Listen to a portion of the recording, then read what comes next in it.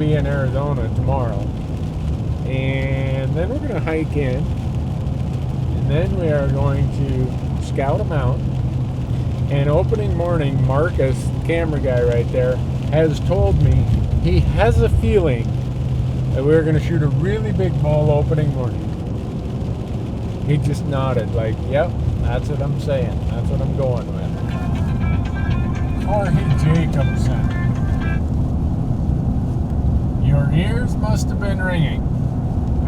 What are you doing answering your phone? Marcus and I are driving down the road wishing that we had Corey Jacobson with us to call elk when we get there in Arizona tomorrow. So you're not to Arizona yet. I thought you were there. We just left. We went through the lovely town of Pocatello, and now we're about ready to chain up to get over Malad Summit.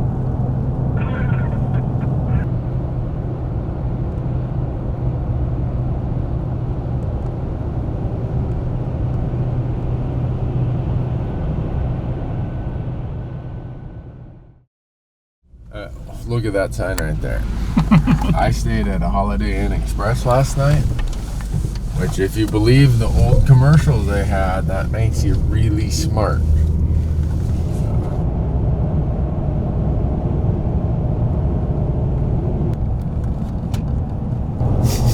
Smelling elk.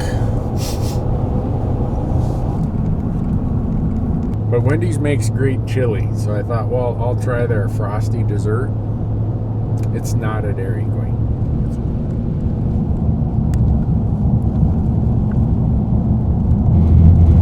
Lake Powell, Glen Canyon Dam.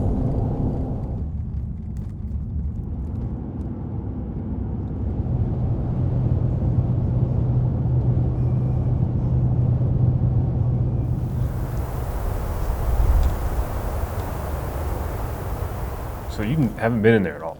Okay, so this is a main, like a nice road that's used for maintenance.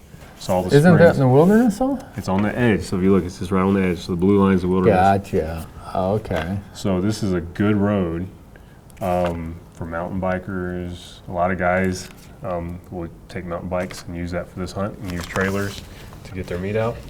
Really? So Yep. they'll shoot here, drop down, and Yep.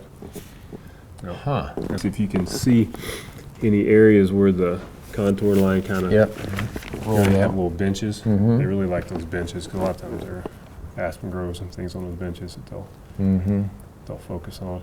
These elk will be at tree line during this hunt. Like you'll glass up and you'll be like, they're literally above tree line. What's tree line? 11? Yep. Elk within a certain distance of that burn knew it burned and knew what was going to happen and come running. Yeah. So, because I've seen that in some other areas of my unit where I've had a burn, and I've seen elk move from other parts of the unit and really concentrate on that burn. So that probably exact same thing happens there. So all of you who hear me talk about burns, I'm not making that stuff up. This guy's got a degree in this stuff, and he's observing it. So. Fancy meeting you here. How are you? Been better? Have you? Yeah. Not feeling so good? Bad liver day today. Oh man. Well, we got all day to take it easy up that hill. So. Yeah, you won't see me racing real fast. That's good. That's good. We'll be on the same page then. Yeah, these llamas are just hanging out. We'll wait till we get up there. But. Well.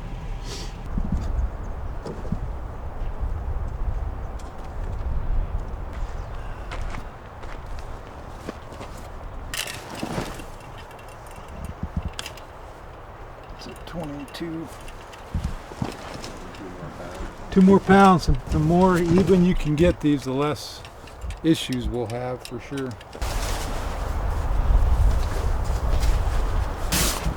Yeah, perfect.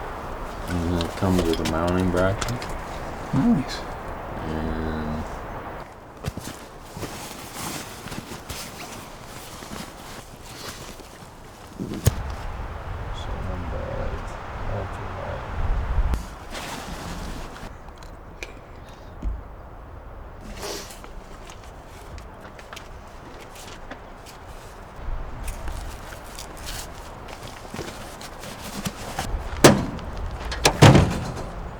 quite a number on your paint job. There we go.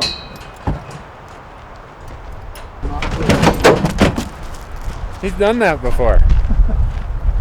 Now he'll get the big guy. All right.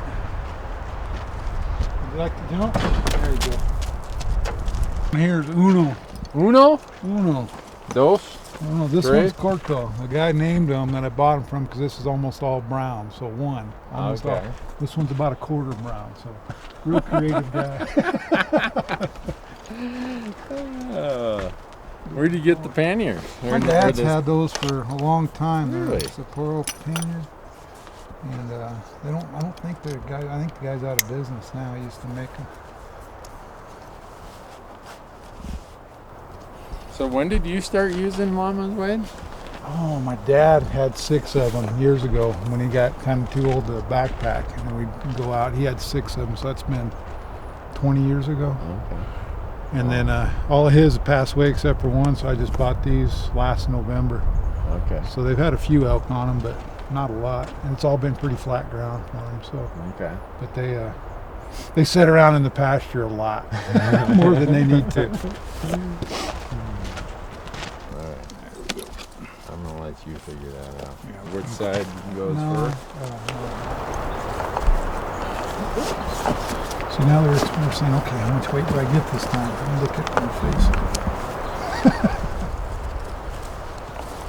That's all there is to that. Oh, really? Do you strap them together or anything? No, Or around? no. Oh, Let 'em okay. ride.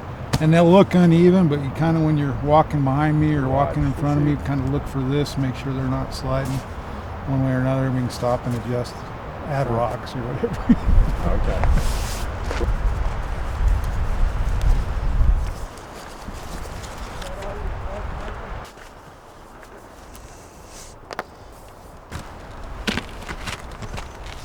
It's been a 2-day drive from Montana. Met my buddy Wade and his 2 llamas here today. And we're hiking up into the wilderness area. We're gonna find us a big elk. Any elk's big. So, you know, when you think about it, body size, they'll weigh over 400 pounds. So you can say big elk, and even if you shoot a young one, that's a big one.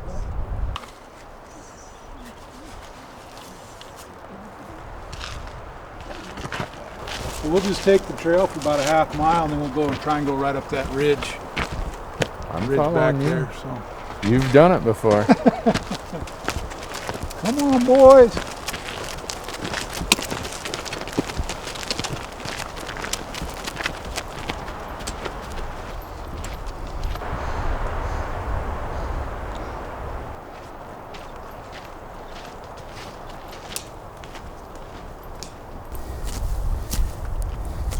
Let me know if I'm going too slow for you. No.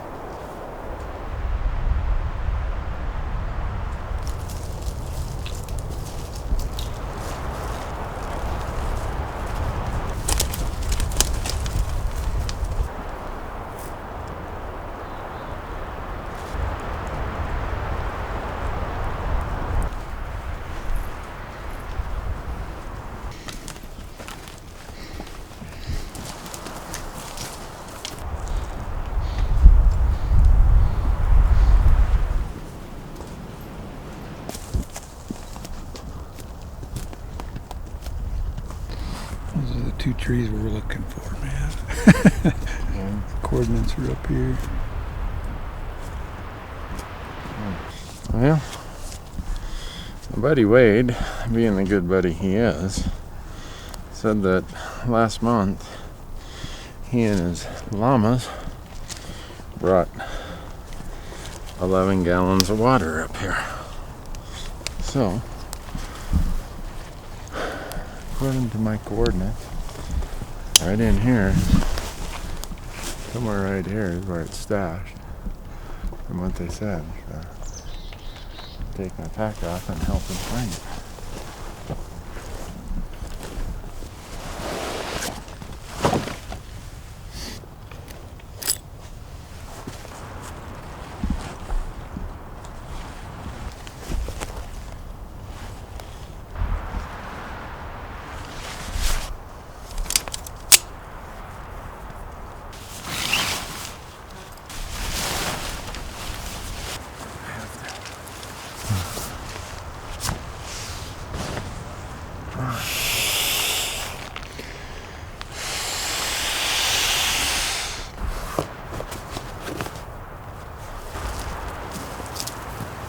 Organizing camp right now. It's almost 3 o'clock. Gives us about 3.5, 4 hours, maybe 3 hours. Go and walk up here, check this tank tonight, scout around, scout close to camp tonight, and then tomorrow go on an excursion if I feel up to it. I'm not feeling well, so I'm trying to take it easy today. Hopefully tomorrow I'll be fine. I will, because Friday I'm killing it out. Marcus said so. See how the camera was nodding, making people seasick.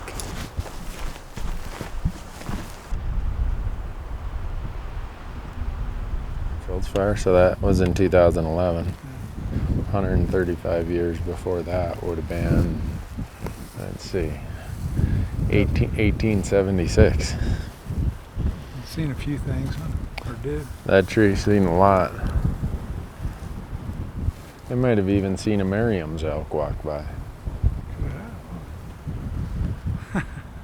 Wow. That's not even one of the biggest ones. One of the bigger ones. We got water in the tank right down here below us. Right now, Wade and I are standing in a 6-year-old burn that has grass up to almost to our knees. And when we drop over the other side, it's got aspens galore that are regenerating. And that's part of why this season is in place. They wanted to take pressure off the aspens from the elk. Because elk look at aspen, young aspen suckers, elk look at those like I look at Dairy Queen. Good stuff.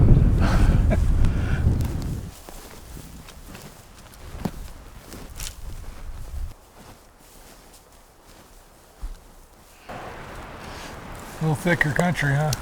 Way thicker. Anyone who hears that this is Arizona is gonna say, Newberg, you're full of it.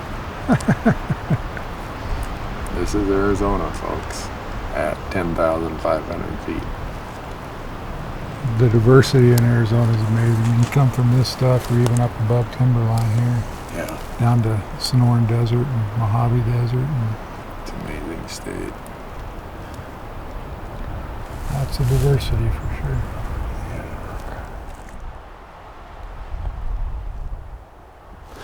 You get these huge surface disturbances like a fire such as this. It's a huge fire. And it creates unbelievable habitat. I mean, look at all this grass here. It's just everywhere. And then down here in this burn, there's a line of yellow right down below me, about 200 yards, where all the aspen is regenerated. This is an example of why fire was such a good thing before we started suppressing it all the time. Fire creates, well, it's how these ecosystems evolved. These places were accustomed to fire. They evolved with fire. on a regular basis. And then we start suppressing fire nonstop. And it creates these big green vast carpets of timber that everyone thinks looks pretty, but if you're an elk or an animal, that's not very healthy, not very productive ground for them. Cool, let's go check some tracks.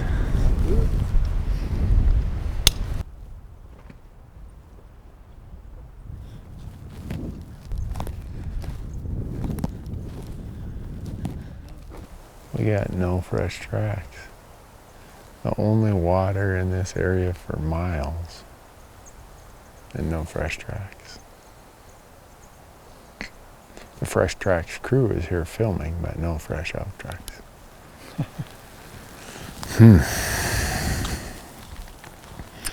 Dang it.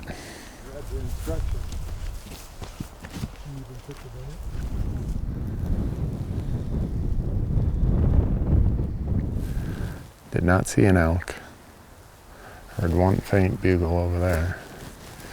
Tomorrow is going to be another scouting day. Scouting pretty much all day long.